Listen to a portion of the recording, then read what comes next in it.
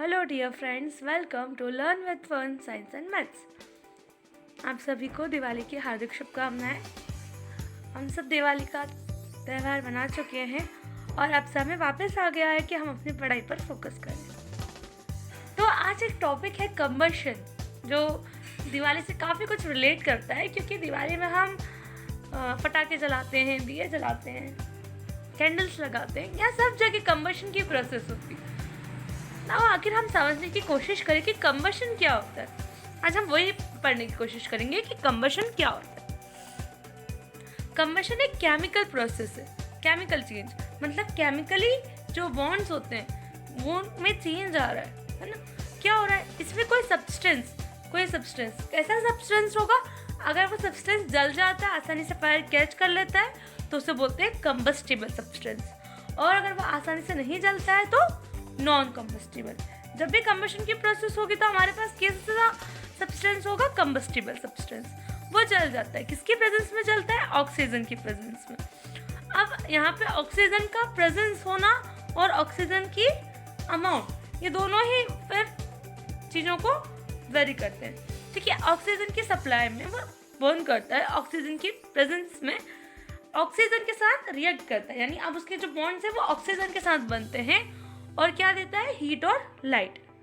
Light या तो flame के फॉर्म में होगी या तो ग्लो यानी चमक के फॉर्म में आपको दिखेगी। अब बात करते हैं ऑक्सीजन की सप्लाई के बारे में। ये तो हम सब जानते हैं कि बिना ऑक्सीजन के कंबशन नहीं हो सकता।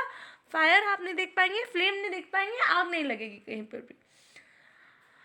ऑक्सीजन की मात्रा अगर सफिशिएंट है, कंप्लीट अमाउंट है, तो कंप्लीट कंबशन होता है। मतलब पूरा सब्सटेंस कंबशन की प्रोसेस में अंडरगो करता है जब ऑक्सीजन सफिशिएंट है। और जब ऑक्सीजन सफिशिएंट नहीं है तब इनकम्प्लीट कंबशन होता है ना। अब कंप्लीट कंबशन और इनकम्प्लीट कंबशन दोनों ही केस में अलग अलग तरह की हमें फ्लेम देखने को मिलती है। हम उन दोनों फ्लेम के बारे में पढ़ेंगे। तो उसके लिए हम लोग क्या कर रहे हैं कि स्ट्रक्चर को समझने की कोशिश कर रहे हैं कैंडल के फ्लेम के बारे में। कैंडल के फ्लेम के बारे में जब हम उसके स्ट्रक्चर को समझने की कोशिश करें तो हमें ये समझना होगा कि कैंडल बनती है वैक्स से। वैक्स जो ऑब्टेन्ड होता है डिस्ट्रक्टिव डिस्टिलेशन ऑफ पेट्रोलियम में जो रेसिड्यू बचता है, यानी जो बचा हुआ हिस्सा बचता है, उससे बनाया जाता है। इसके अंदर एक धागा होता है, उसे बोलते हैं कैंडल विक। ना ये जो धागा है ये जलता है ना। अब इस धागे में क्या होता है? इस धागे में कैपिलरी एक्शन होता है। कैपिलरी एक्शन, ये नई टर्म आ गई हमारे लिए। कैपिलरी मतलब आप लोगों ने पतले पतले पाइप्स देखे? पतले पतले पाइप्स में कैसे चीज़ ऊपर की तरफ जाती है, या हम बत्ती को भी तेल में अगर डुबोते हैं तो एक एंड से तेल चढ़ते चढ़ते ऊपर तक आ जाता है धीरे धीरे, है ना। ऐसा ही इस कैंडल में होता है। धीरे धीरे जो कैंडल पिघल जाता है वो ऊपर की तरफ आता है। वो ऊपर की तरफ आने के जो एक्शन है उसको कहा जा रहा है कैपिलरी एक्शन। बात करते हैं लेयर की। तो सबसे बाहर की जो लेयर आप देख रहे हैं वो ब्लू कलर की होती है। जनरली ऑब्जर्व नहीं कर पाते, पर ध्यान से आप देखेंगे तो आपको दिखेगी। यहाँ पे क्या होता है? Complete combustion. कंप्लीट कंबशन यानी यहाँ पे सफिशिएंट ऑक्सीजन मिल रही है, क्योंकि बाहर के लेयर है, ऑक्सीजन बहुत सफिशिएंट क्वांटिटी में मिल रही है, तो यहाँ पे कंप्लीट कंबशन होता है और ब्लू फ्लेम मिलती है। किसी भी कैंडल की फ्लेम का सबसे गर्म हिस्सा कौन सा हुआ? उसका बाहर वाला लेयर। इसके बाद सेकेंड लेयर आती है मिडिल जोन, है ना। यहाँ पे क्या होता है? पार्शियल कंबशन, या हम बोल सकते हैं इनकम्प्लीट कंबशन होता है।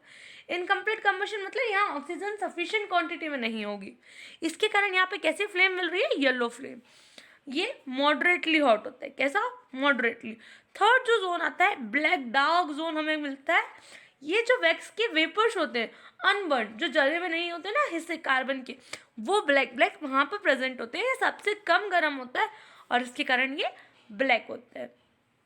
सो आई होप कि अब आप जब भी दिया ऑब्जर्व करेंगे या कैंडल फ्लेम ऑब्जर्व करेंगे तो आपको हमेशा समझ में आएगा कि ब्लू फ्लेम क्यों आ रही है और येलो फ्लेम क्यों आ रही है। येलो फ्लेम हमेशा आपको इनकम्प्लीट कंबशन इंडिकेट करती है और ब्लू फ्लेम आपको हमेशा कंप्लीट कंबशन इंडिकेट करती है। और आप कंबशन की प्रोसेस जो आपके आसपास हो रही है उसको ऑब्जर्व कर पाएंगे और समझ पाएंगे।